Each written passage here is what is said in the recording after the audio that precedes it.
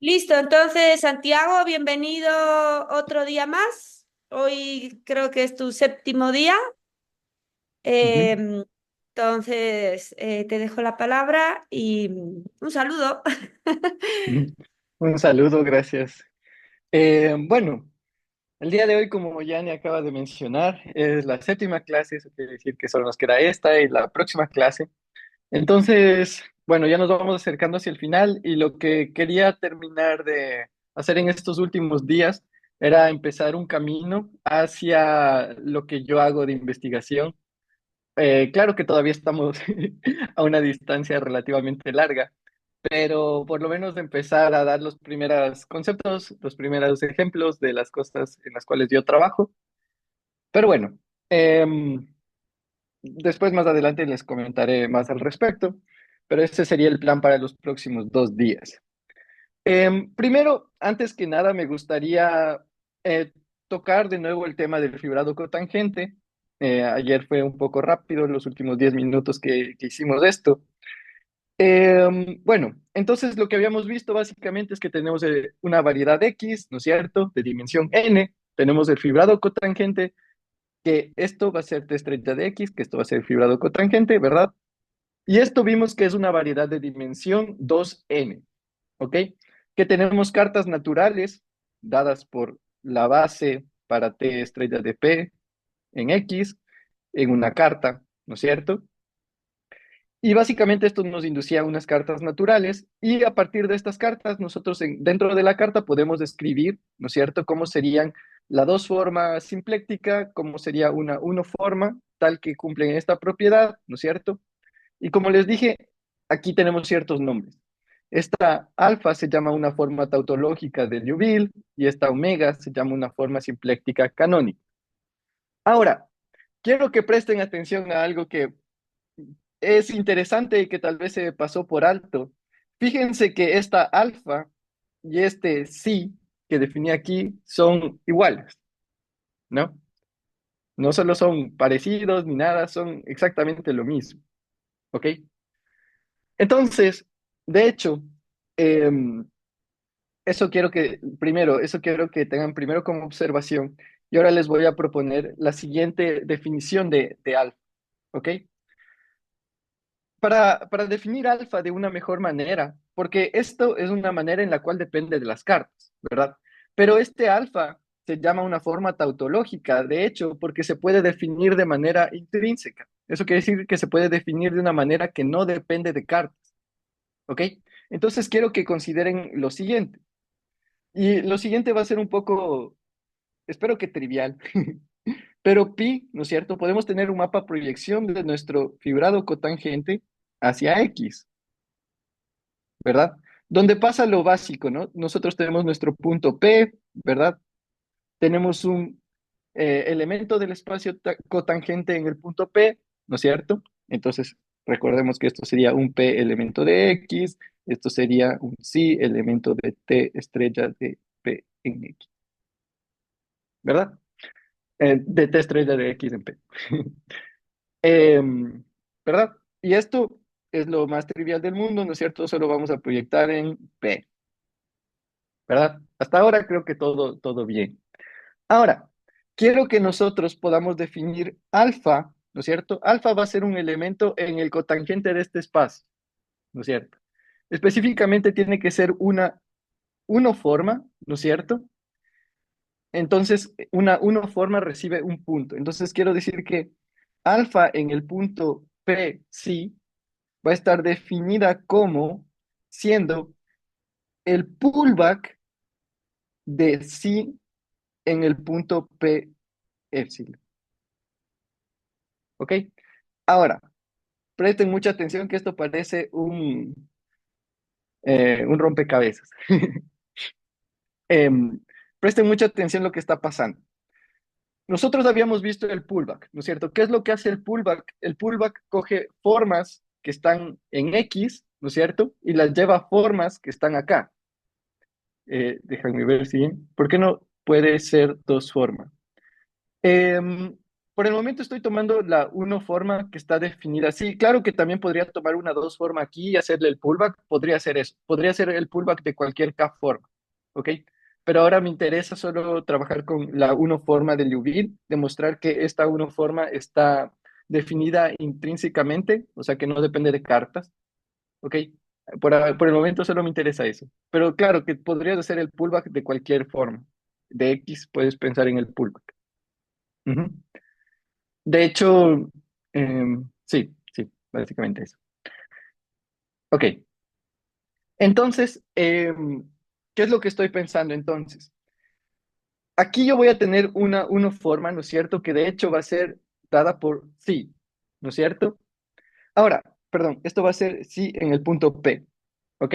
Puedo pensar que en una vecindad de sí también existe, ¿no es cierto? Existen, eh, ajá, puedo pensar en sí como una forma en todo esto de aquí, en T estrella, ajá, puedo pensar como esto una sección, ¿no es cierto?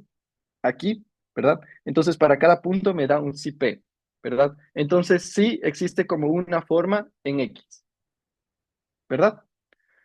Ahora, puedo hacer el pullback de esa forma, ¿ok? Y ahora, como les decía, ¿qué hace el pullback? Coges una forma que está definida aquí y la jalas hacia atrás y ahora tenemos una forma aquí. Y del mismo grado. O sea, si teníamos una forma aquí, ahora va a ser una forma acá. ¿No es cierto? Entonces, este sí que les digo, entonces, ojo que estoy tomando un sí como siendo esto va a ser una forma en X, ¿no es cierto? Específicamente estoy pensando en esto de aquí, ¿ok? ¿Ok? Entonces vamos a tener esto de aquí, ¿ok? Haciendo el pullback y aplicando en este punto. Ahora, esto es una versión, como yo les estaba diciendo, esto es una forma intrínseca de definir cómo sería mi alfa, ¿ok? Lo que yo quiero que demuestren es que esta definición es exactamente lo mismo que lo que estábamos haciendo aquí, ¿ok? Que yo puedo tener exactamente que mi alfa, si ustedes usan esta definición, van a obtener, cuando pongan en una carta, van a obtener exactamente lo mismo que habíamos visto antes. ¿Ok? Entonces el ejercicio básicamente sería revisar que las dos definiciones coinciden. ¿Ok? Las definiciones coinciden.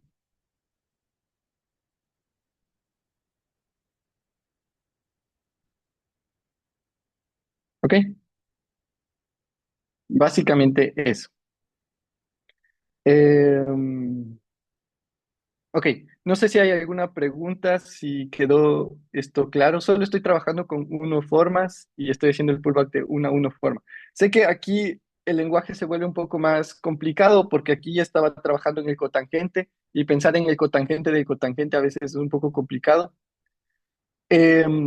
Alfa, exactamente, gracias por la pregunta.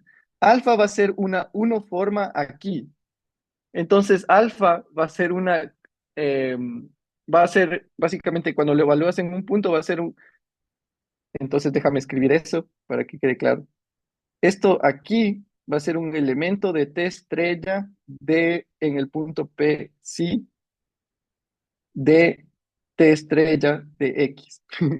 Es el cotangente del cotangente. Por eso les digo que esto ya se vuelve un poco cargado de lenguaje porque estamos viendo uno formas que viven en el fibrado cotangente, ¿ok?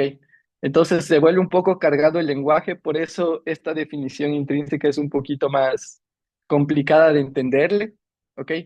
Pero siéntense, piensen bien exactamente de dónde están saliendo las cosas, revisen bien estos mapas, igual vean esto en cartas, cómo sería, ¿ok? Quiero que de verdad tomen eso. Em, Isomorfo a TM. Déjame. Claro, o sea, sí, o sea, si tienes una métrica riemanniana, puedes demostrar que es isomorfo a TM. Ajá, sí. O sea, porque M tomamos como T estrella de X, ajá, sí. Pero ahorita me interesa pensar en las unoformas, ¿no? O sea, me interesa tener una unoforma en... Acuérdate que lo que quería hacer, ¿no? Mi objetivo final era pensar en el fibrado cotangente, ¿no? Y definir una dos forma en el fibrado cotangente. Es decir, quiero mostrar que el fibrado cotangente es una variedad simpléctica, ¿ok? Entonces, para eso necesitaba esta dos forma de aquí. Y lo que estoy queriendo decir es que esta dos forma puedes pensarlo como la derivada exterior de una unoforma. Y esta unoforma puede ser definida de manera intrínseca usando esto de aquí. Ahora, si esta unoforma puede ser definida de manera intrínseca usando esta definición, porque esta definición no depende de cartas, ahora, ¿qué puedo también yo hacer? Puedo también definir omega de manera intrínseca, ¿no? Porque omega sería simplemente la derivada de alfa, que ya está definida de manera intrínseca. Entonces, a lo que quería llegar con esto, que tal vez no sé si les estoy confundiendo más que ayudando, pero lo que quería llegar con esto es que estas formas que existen en el espacio cotangente son formas intrínsecas y son formas naturales que existen. O sea, es una manera natural de darle una estructura simpléctica a T estrella de X. Ok, ok, listo. Bueno, espero que la mayoría me haya seguido los argumentos y espero que igual tengan claro cómo más o menos sería hacer el ejercicio. Igual cualquier cosa me pueden estar preguntando y podemos seguir avanzando con esto. ¿Ok? Eso era lo último que quería hablar acerca del fibrado cotangente. Y ahora vamos a empezar con una parte de revisión de geometría diferencial en general. ¿Ok? Entonces, hoy voy a hablar acerca de isotopías y campos vectoriales.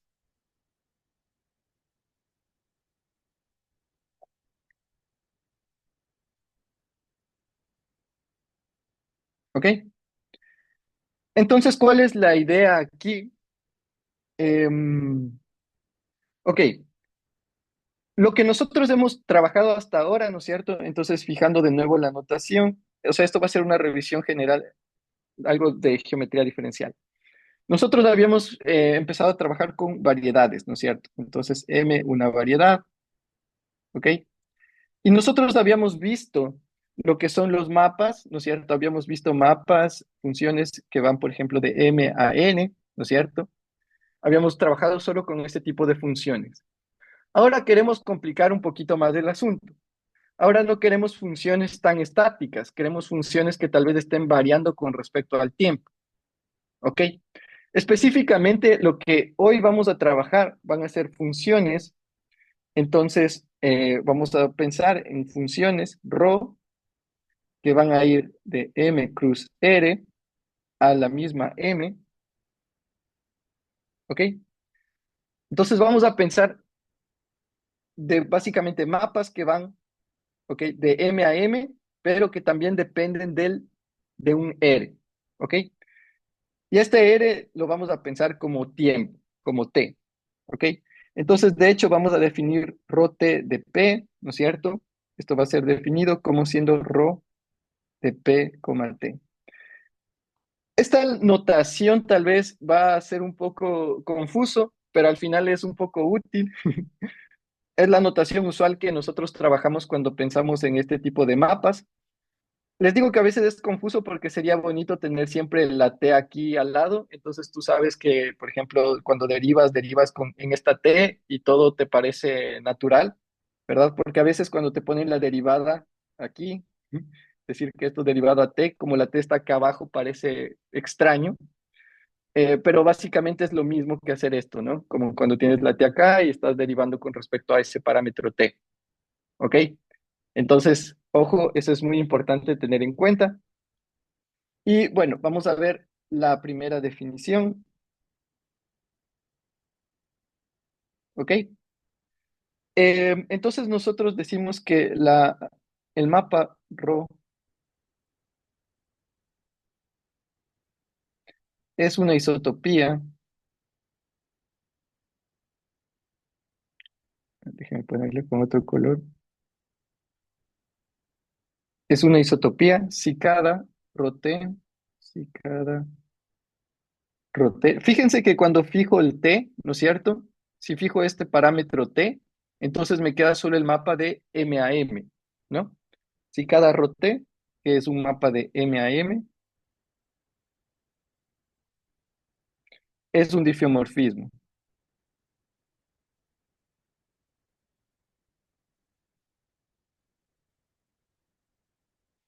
Y nosotros también tenemos que, entonces esto es una de las condiciones. Ah, disculpen.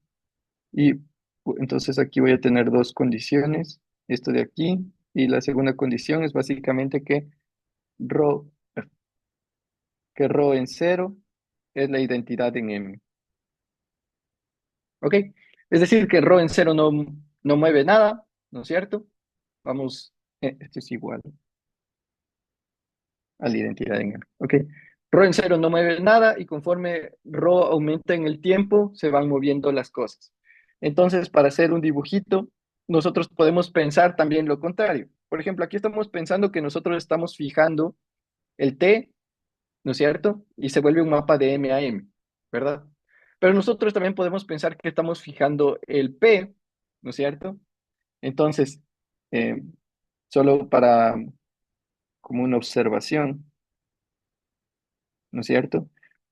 ¿Qué es lo que está pasando aquí?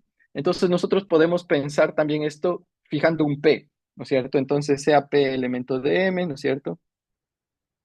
¿Qué es lo que cómo podemos más o menos entender estos mapas? Pues bueno, nosotros tenemos aquí nuestro P, ¿no es cierto? Y también el ρ cero de P va a ser el mismo, ¿no es cierto? Estos dos son iguales. Ahora, conforme voy avanzando en el tiempo, voy a ver que esto se va a ir moviendo, ¿verdad? Tal vez no sea una curva tan bonita como esta, pero conforme vamos avanzando en el tiempo, esto se va a ir moviendo, ¿ok? Entonces, básicamente eso es lo que vamos a tener cuando nosotros fijemos un punto P en M, ¿ok? Por eso es que yo les decía que esto al final también nos va, nosotros también vamos a querer derivar con respecto a T, ¿no es cierto? Porque aquí básicamente esto que me está definiendo en mi variedad, me está definiendo curvas, me está definiendo curvas en mi variedad. Y eso yo también quisiera poder derivar, ¿no es cierto? Poder derivar esta curva. Y de hecho, eso es exactamente lo que vamos a hacer a continuación. Entonces, dentro de esta observación, básicamente lo que nosotros vemos es que nosotros también nos gustaría derivar con este parámetro t y ver lo que serían, por ejemplo, las tangentes en esto de aquí, ¿verdad? Entonces, dada la isotopía que nosotros tenemos, también podemos obtener, entonces, dentro de la observación, es que nosotros vamos a obtener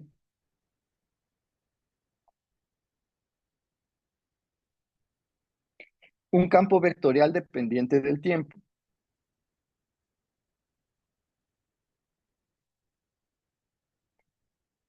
Dependiente del tiempo.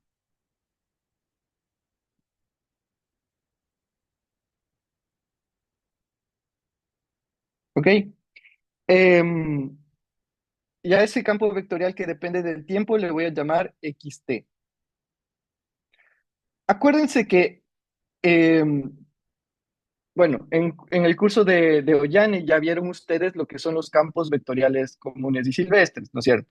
Un campo vectorial básicamente, tú le das un punto P y te da entonces un campo vectorial común y silvestre sería un X, ¿no es cierto? Tal que cuando le das un punto P, esto va a ser un elemento de TPM, ¿verdad? Y claro, tú puedes definir suavidad de los campos vectoriales y básicamente es la idea, ¿verdad? Pero ahora no solo va a depender del punto P en la variedad, sino también va a depender del tiempo, ¿verdad? Entonces aquí es cuando se empiezan a complicar un poco las cosas. Como les digo, se empieza tal vez un poquito a sobrecargar la anotación, pero básicamente es lo mismo. Una vez que fijas el tiempo, va a ser exactamente lo mismo, ¿ok? Entonces una vez que tú tienes un XT, o sea, ya fijaste el tiempo, lo puedes poner en un punto de la variedad y te va a dar un elemento del espacio tangente, ¿ok? Entonces eso para que quede claro, entonces esto para t, esto t elemento de los reales, ¿ok? Esto solo es como un recordatorio, entonces solo lo voy a mover hacia un lado. Lo voy a poner en una cajita solo para que lo recuerden. Ok, entonces nosotros vamos a tener eso de ahí. ¿Y qué propiedades va a cumplir este XT? ¿Ok? Entonces va a cumplir que, dos puntos. Entonces yo quiero ver lo que yo les decía, mi XT, ¿no es cierto? Fíjense que ya estoy fijando el T y quiero ver cuál sería esto evaluado en un punto P, ¿ok? Entonces esto va a estar básicamente cumpliendo lo siguiente, que va a ser la derivada de S, rho S en un punto Q es igual a T, y aquí yo os voy a tomar el Q como siendo igual a rho T menos 1 de P, ¿ok? Ahora les explico más o menos lo que está pasando, porque sé que ahora tal vez parece chino todo esto. Entonces, ¿cuál es la idea? De nuevo, volvemos a mi figura. Voy a hacer de nuevo el mismo dibujo de antes, ¿ok? Tengo mi punto P por aquí, ¿ok? Ahora, a mí me interesa saber este XT en P, ¿ok? Entonces, fíjense qué es lo que nos está diciendo esta parte de aquí, ¿verdad? Me dice que evalúo en Q que va a ser rote menos uno de P. Entonces, ¿qué va a ser rote menos uno de P? Por aquí, ¿no es cierto? Digamos, este es Q igual a rote menos uno de P, ¿verdad? Pero después le estoy evaluando el rho S, ¿no es cierto? Entonces, eso de ahí me va a dar alguna cosa por aquí. Le voy a poner de rojo, ¿ok? Me va a dar algún punto rojo por aquí, ¿no es cierto? Que este punto rojo, le voy a poner igual de rojo. Este punto rojo va a ser rho S de rho T menos uno de P, ¿no es cierto? Y yo derivo eso, ¿ok? Y después lo evalúo en S igual a T. Fíjense que en S igual a T, ¿qué me daría? Me daría de nuevo mi punto P, ¿no es cierto? Entonces, todo esto más o menos tiene sentido de que tú quieres saber cómo varía tu campo XT, ¿no es cierto? En un tiempo T, cuando pasa por tu punto P, ¿no es cierto? ¿Verdad? Y por eso es como que tú te regresas un tiempo T, ¿no es cierto? Y después derivas de eso y después ves cómo sería el cambio cuando el tiempo T pasa por tu punto P, ¿ok? Entonces, esto de aquí, lo que quiero decir es que esto de aquí tiene sentido y espero que tenga sentido para ustedes también, ¿ok? Em, perfecto. Ok. Entonces, básicamente lo que nosotros queremos, ¿no es cierto? Es que mi campo, ok, que básicamente esto es decir, ¿no es cierto? Que la derivada de rho t con respecto a dt sea igual a xt evaluada en rho t, ¿ok? Es decir, que en esta curva, ¿ok? Que cuando tú derivas con respecto al t dentro de la curva, ¿no es cierto? Básicamente lo que vas a obtener es el vector, ¿no es cierto? En el punto ρt de P, ¿ok? Es la idea. Perfecto. Entonces, establecido eso de ahí, em, básicamente, entonces, ¿cuál es la idea que hemos visto hasta ahora? Nosotros vamos a trabajar con estos mapas más complejos, ¿ok? Ya no son mapas que solo van de variedades a variedades, que era lo que normalmente estábamos acostumbrados a hacer. Ahora queremos algo un poco más complejo, algo más dinámico, algo que está cambiando con respecto al tiempo. Em, la última igualdad puedes deducirla de algunas maneras. La manera más fácil sería, por ejemplo, aquí en XT, o sea, en lugar de poner T, pon rote de P. Y así te vas a dar cuenta que, por ejemplo, aquí algunas cosas se simplifican y bueno. Eh, Básicamente, ajá, si te fijas aquí, puedes poner el roté y darte cuenta qué es lo que pasa. ¿Ok? Entonces, eso también ustedes pueden, ejercicio, cómo se deduce lo último. ¿Ok? Pero básicamente es la idea. ¿Ok? Em, sí, ¿ok? Am, ok. Entonces, bueno, como le estaba comentando, la idea aquí entonces es que nosotros estamos queriendo ver estos mapas que son un poco más complicados, ¿ok? Que no solo van de mi variedad, de variedades a variedades, sino que están variando también con respecto al tiempo. Y lo que hemos visto hasta ahora es que, dado esto, este mapa, ¿no es cierto? Bueno, va a ser una isotopía si satisface estas dos condiciones. La primera es que para cada T esto sea un difiomorfismo, entonces tenemos esta propiedad de aquí, y también que en tiempo cero sea la identidad, ¿ok? Y dado esto de aquí, esta información que tenemos, este mapa me va a producir un campo vectorial que depende del tiempo, ¿ok? Que como les digo, tiene su análogo, o sea, cuando fijamos el T, tiene su análogo a lo que nosotros ya conocíamos de campos vectoriales, solo que ahora depende del tiempo, ¿ok? Entonces, estos campos vectoriales que dependen del tiempo satisfacen esta condición de aquí, ¿ok? Que es análoga a esta condición de acá, ¿verdad? Una vez que nosotros, por ejemplo, aquí lo que yo les decía, aquí ponemos la composición de Roté, ¿no es cierto? ¿Ok? Entonces, eso es básicamente lo que vamos a hacer ahora, ¿ok? Básicamente lo que tenemos por el momento, ¿sí? Em, ok, espero que puedan seguirme hasta ahora. Em, ok, entonces, ¿cuál es la idea? La idea ahora es que yo quiero, primero voy a definir lo que es un flujo, ¿ok? No me acuerdo si esto ya lo habían visto antes, pero de cualquier manera creo que es bueno tener las definiciones todas claras, por lo menos en esta parte que estamos entrando en un terreno un poco más complicado. Entonces, cuando xt es igual a x, es decir, es independiente del tiempo,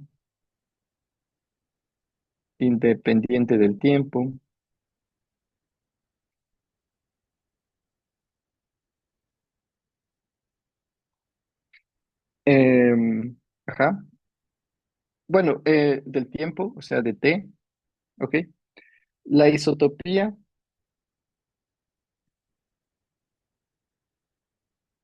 asociada se le llama flujo,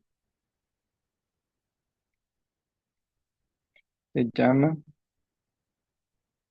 el flujo de X,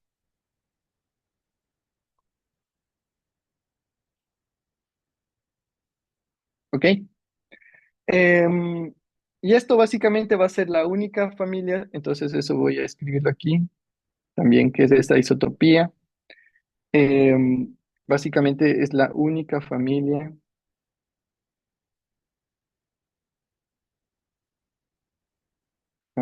suave de difeomorfismos, difeomorfismos, tal que Rho 0 es igual a la identidad en M, básicamente que se cumplen las propiedades que habíamos visto. D de T de Rho T es igual a X en Rho T. ¿Ok? Y eso va a ser el flujo. ¿Ok? O sea, este Rho T va a ser el flujo, esa isotopía Rho T. ¿Ok? Perfecto. Ahora, vamos a pasar a otra definición que vi que estaban haciendo con Enrique, pero igual para este curso la vamos a necesitar. Entonces, em, ok. La idea es que nosotros queremos derivar también formas diferenciales. ¿Ok? Y la manera de derivar formas diferenciales va a ser a partir de un concepto que se llama la derivada de Lie. Entonces, déjenme escribir esto de aquí. La derivada de Lie es el operador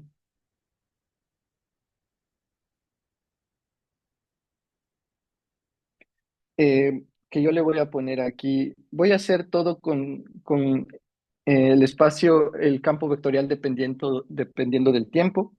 Entonces va a ser esto la derivada xt, que va a salir de mis k formas en M y va a ir a k formas en M. ¿Ok? ¿Y cómo voy a definir esto de aquí? Am, sí, tienes razón. La derivada exterior te lleva, pero acuérdate que la derivada exterior te lleva k formas a k más un forma, ¿no? Esa es la derivada exterior y la derivada exterior es un concepto más algebraico.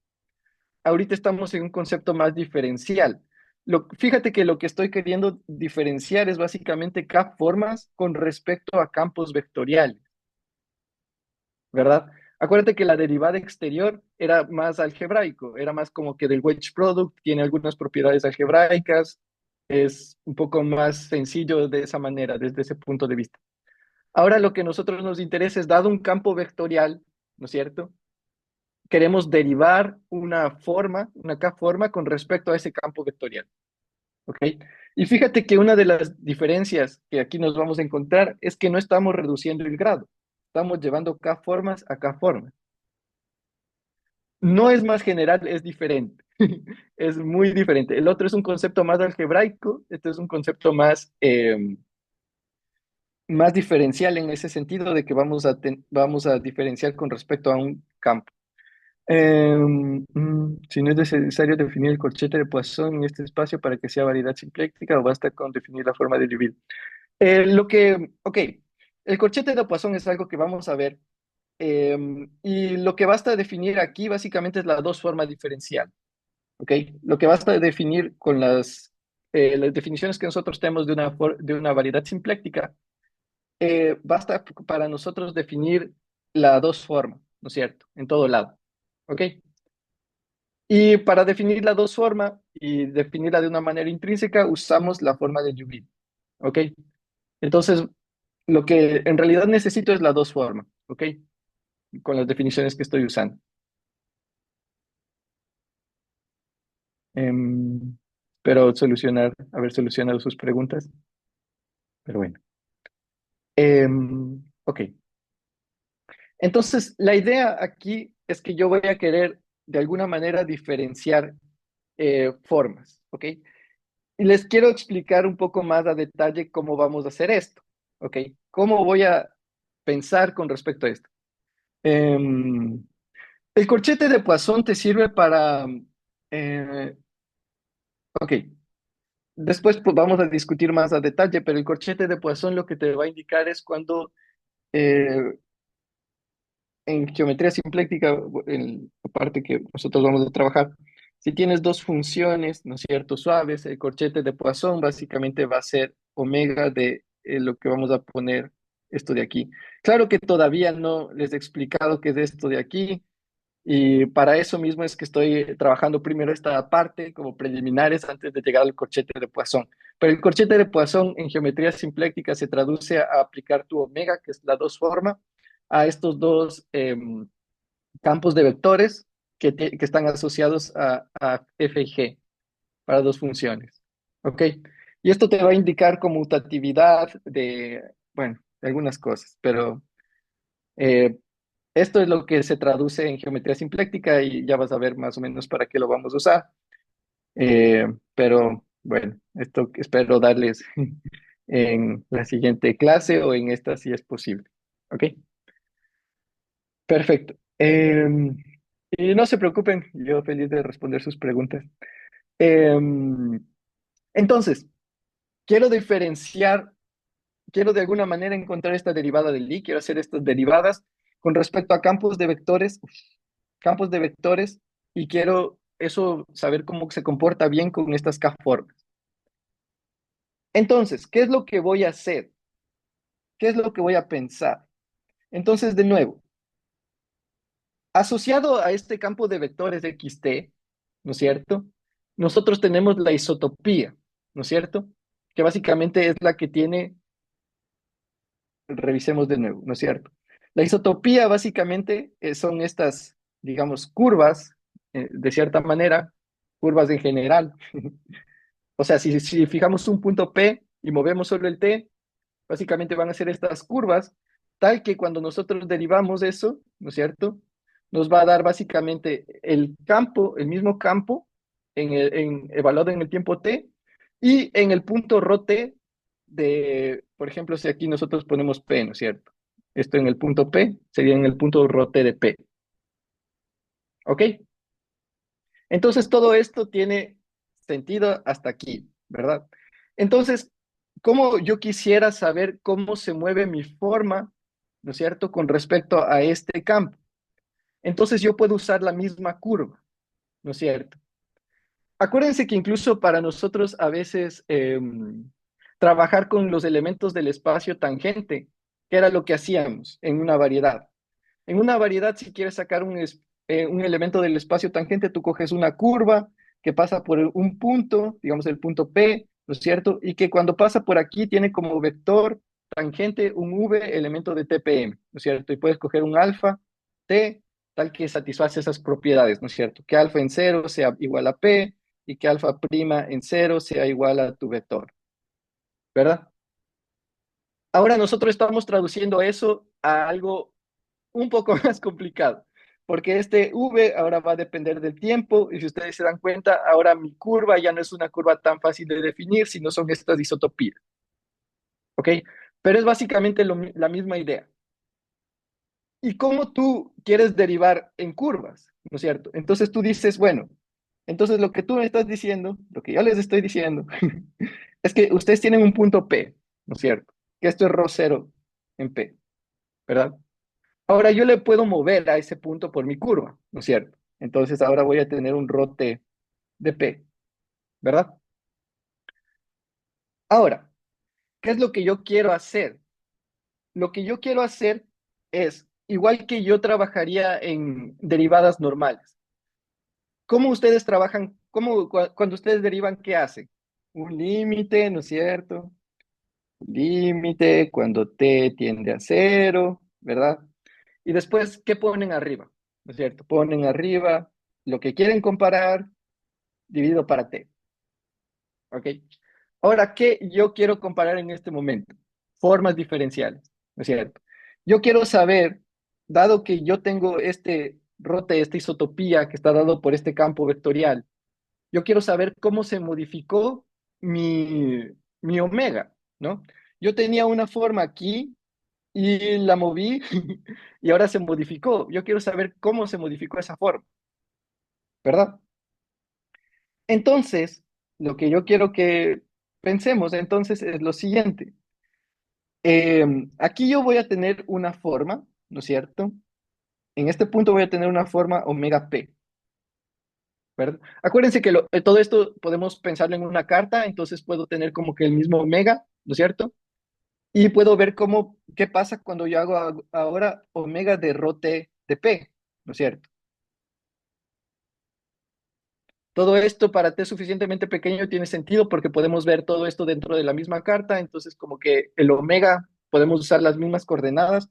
Acuérdense que el omega viene dado por, bueno, una sumatoria de funciones, de los dxy, tal, ¿no es cierto? De los wedge products, de lo que sea, ¿verdad? Localmente da esto, de los dx y k y uno, ¿no es cierto? Y estas son funciones que, bueno, que dependen de estos parámetros de aquí. Pero bueno, no quiero meterme mucho en esos detalles difíciles, solo quiero que ustedes se fijen que esto era una función que depende de el punto P, ¿no es cierto? Y que valores reales. Entonces, localmente tiene todo el sentido del mundo que yo ahora le muevo a mi omega en esa dirección, ¿no es cierto? Ahora, si estoy en una carta, puedo moverle, ¿no es cierto? Y ver ahora qué pasa si yo evalúo estas Fs, por ejemplo, en este punto, rote de P. ¿Verdad? Tiene todo el sentido del mundo. Ahora, cuando yo quiero comparar estas dos cosas, no voy a poder comparar algo que está en este espacio cotangente con algo que está en este otro espacio cotangente porque están en puntos diferentes, ¿no es cierto? No puedes comparar peras con manzanas, ¿ok? Entonces, ¿cómo puedo de alguna manera compararlas? Pues tendría que jalarle esta hacia atrás. ¿Cómo hacemos eso? Con rote estrella, ¿no? Sabemos que tenemos un pullback, entonces le estamos jalando hacia atrás de esta forma, ¿ok? Y después ahora sí le puedo comparar con mi forma original, ¿ok? A esto le voy a llamar la derivada del i de xt de omega, ¿ok? Preguntas. Pullback. Sí, es el pullback. No sé cómo se lo llama en español. Disculpen que no lo he revisado. Pero el pullback es algo que lo definí hace algunas clases y la idea básicamente es que tú, teniendo una función de n a m, lo que haces es pensar que tú puedes traer una forma que vive aquí a una forma que vive en n. Y está dado por esta fórmula. Están en las notas que yo hice. Entonces, ok, ok, perfecto. Em, ok, entiendo. Sí, exactamente, usando el pullback. Muy bien. Entonces, esa era la idea, ¿ok? Entonces, esto ahora sí son dos cosas que podemos comparar y esto está totalmente todo bien definido, ¿ok? Ahora, esa es la manera en la que yo voy a definir esto de aquí, ¿ok? La derivada del i de una k-forma, ¿ok? Va a estar definida exactamente de esta manera, ¿ok? Y Santiago, de hecho, dígame, ¿sí? disculpa que te interrumpa solo para avisarte que 5 minutos más. Ok, perfecto. Ya. Creo que es tiempo suficiente para darles solo las últimas proposiciones. Y bueno, esto de aquí les voy a... Tiene la otra notación, que es la notación clásica, ¿no es cierto? Acuérdense que nosotros igual, cuando trabajamos en cálculo uno, ¿no es cierto? En cálculo normal, nosotros usamos esta notación para referirnos a esto, ¿no? Entonces, aquí es exactamente lo mismo, de rho t estrella de omega en el punto P, ¿ok? Entonces usamos esta notación para referirnos a este límite, ¿ok? Y tiene todo el sentido del mundo porque igual, es igualito que lo que ustedes pensarían en cálculo uno, ¿no? Que sería la diferencia de cuando t es diferente, ¿no es cierto? Este sería la diferencia en t igual a cero, entonces este es el rho cero, pero el rho cero es la identidad, entonces este sigue siendo el omega p, ¿no es cierto? Y todo esto dividido para t. O sea, es notación de cálculo uno y son ideas de cálculo uno, solo que llevadas a, a variedades y a formas. ¿Ok? Perfecto. Ahora, vamos a tener las siguientes propiedades de la derivada del i. ¿Ok? Entonces, creo que me va a dar tiempo de hablar de eso y tal vez un par de comentarios. Pero vamos a tener dos propiedades que son muy importantes. En la primera le voy a poner un lema. La d de t de rho de estrella de omega es igual a rho t estrella de la derivada del i del campo x de omega, xt. ¿Ok? Estas son cosas que de nuevo no voy a demostrar por el tiempo, pero se pueden demostrar. ¿Ok? Son verdad, que es lo importante para nuestro caso. Esta es la proposición que voy a poner aquí, es lo que se conoce como la fórmula mágica de Cartán, que igual no voy a demostrar, pero es posible demostrar, ¿ok? Entonces, la fórmula mágica de Cartán que nos dice que la derivada del i de un campo en, en omega es igual a la contracción, ya les voy a poner qué es exactamente la contracción, de IX omega. ¿Ok?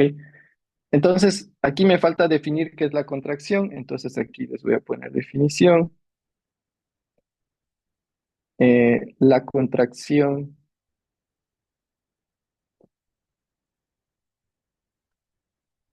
eh, IX, ¿ok? Entonces, básicamente está definida está definida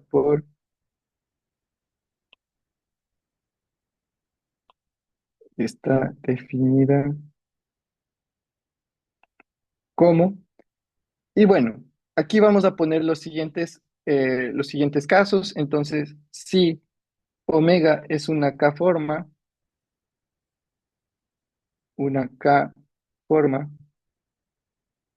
con K mayor que uno, mayor igual que uno, mayor que cero.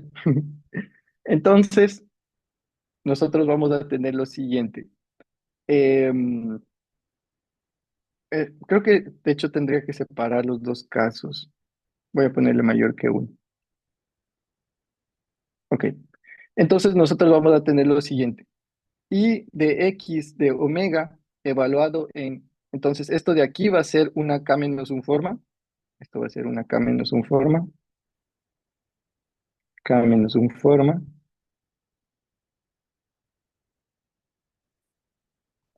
em, Tal que aquí vamos a tener ix omega de x2 hasta xk.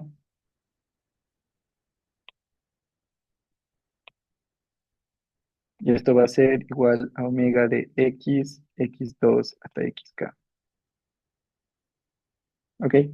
Y bueno, por el tiempo, pero bueno, básicamente si tienes k igual a uno, que es entonces el caso k igual a uno, entonces aquí tenemos k mayor que uno. El caso k igual a uno es cuando solo tienes una uno forma, ¿no es cierto? Entonces ix de beta, que sea una uno forma, básicamente va a ser beta x. ¿Ok? Y cuando es una cero forma, básicamente definimos a ix de, por ejemplo, una función h como siendo igual a cero. ¿Ok? Entonces eso era todo lo que tenía preparado para hoy. La próxima clase vamos a empezar ya em, con algo que va a ser relacionado al teorema de Arnold-Liouville, como les decía, un poco para finalizar el curso con algo relacionado a mi investigación. Y bueno, espero que esta pequeña clase de introducción a estas cosas haya sido útil y por lo menos darles alguna idea de cómo se trabaja con estas herramientas. ¿Alguien tiene alguna pregunta? Sí, buenos días. Solo una consultita así rápida. ¿La contracción no se define en un índice contravariante y uno covariante al mismo tiempo? No estoy tan seguro a lo que te refieres, Eh, yo, pero... yo tengo la respuesta, pero es que es alumno mío. Ok, ok, ok. José Luis, lo que pasa es que esta es la contracción interior, entonces son dos operadores diferentes. Uno es la contracción o sea, la contracción que vimos en clase, ¿ya? Y esto se llama contracción interior. Fíjate que esta depende incluso de un campo vectorial. Esta nunca la llegamos a ver porque necesitábamos la derivada del i, que nunca la definí, aunque la diferencial sí. Ujú. Ah, listo, ¿Sí? muchas Ujú. gracias. Ok. De Gracias, Ollana. nada, de nada. Muy bien. ¿Alguna pregunta más, por favor? Mm, ok, listo. Entonces, Santiago, nos vemos mañana para tu última clase y el último día Ujú. de la escuela. Muchas gracias por iluminarnos Listo. en geometría simpléctica. Y bueno, como son las 10 3 para las 11, comencemos en 10 minutos exactos, entonces a las 11:07.